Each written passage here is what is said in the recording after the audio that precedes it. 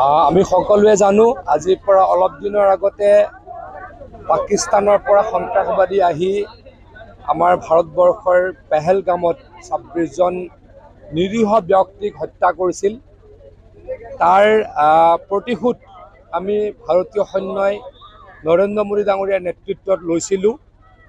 আমি একেদিনাই মাত্ৰ 22 মিনিটৰ ভিতৰত পাকিস্তানৰ 9টা সন্ত্ৰাসবাদীৰ ঘাটি চূৰ্ণ বিচূৰ্ণ কৰি দিবলৈ সক্ষম হৈছিলোঁ আৰু 100তকৈ ওপৰত সন্ত্ৰাসবাদীক আমি হত্যা কৰিবলৈ নিহত কৰিবলৈ আমি সক্ষম হৈছিলোঁ।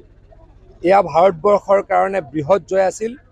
পাকিস্তানে ভাৰতবৰ্ষক চিজফায়াৰৰ কাৰণে অনুৰোধ কৰিছিল আৰু যিহেতু আমাৰ দেশখন বা আমাৰ দেশৰ প্ৰধানমন্ত্ৰী নৰেন্দ্ৰ মোদী ডাঙৰীয়া শান্তিৰ হকে সদায়, গতিকে তেখেতলোকে যিহেতু পাকিস্তানে এক প্ৰকাৰ সাৰেণ্ডাৰ কৰিছিল চিজফায়াৰৰ কাৰণে, গতিকে চিজফায়াৰ কৰিছিলে। গতিকে এই যুদ্ধত আমাৰ জয় হৈছিলে। এই জয়ৰ কাৰণে সমগ্ৰ ভাৰতবৰ্ষৰ জনসাধাৰণে তিৰংগা যাত্ৰাৰ কাৰ্যসূচীত অংশগ্ৰহণ কৰিছে, কাৰ্যসূচী পালন কৰিছে। আজি আমি মৰিগাঁও জিলা ভাৰতীয় জনতা পাৰ্টীয়ে এই কাৰ্যসূচীত অংশগ্ৰহণ কৰিছোঁ আৰু সকলোকে এই কাৰ্যসূচীত অংশগ্ৰহণ কৰাৰ বাবে ধন্যবাদ জ্ঞাপন কৰিছোঁ। আমি সকলোৱে জানো আজিৰ পৰা অলপ দিনৰ আগতে পাকিস্তানৰ পৰা সন্ত্ৰাসবাদী আহি আমাৰ ভাৰতবৰ্ষৰ পেহেলগামত 26 জন নিৰীহ ব্যক্তিক হত্যা কৰিছিল।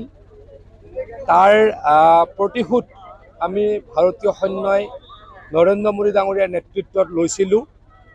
আমি একেদিনাই মাত্ৰ 22 মিনিটৰ ভিতৰত পাকিস্তানৰ 9টা সন্ত্ৰাসবাদীৰ ঘাটি চূৰ্ণ বিচূৰ্ণ কৰি দিবলৈ সক্ষম হৈছিলোঁ আৰু 100তকৈ ওপৰত সন্ত্ৰাসবাদীক আমি হত্যা কৰিবলৈ নিহত কৰিবলৈ আমি সক্ষম হৈছিলোঁ। এয়া ভাৰতবৰ্ষৰ কাৰণে বৃহৎ জয় আছিল। পাকিস্তানে ভাৰতবৰ্ষক চিজফায়াৰৰ কাৰণে অনুৰোধ কৰিছিল আৰু যিহেতু আমাৰ দেশখন বা আমাৰ দেশৰ প্ৰধানমন্ত্ৰী নৰেন্দ্ৰ মোদী ডাঙৰীয়া শান্তিৰ হকে সদায়, গতিকে তেখেতলোকে যিহেতু পাকিস্তানে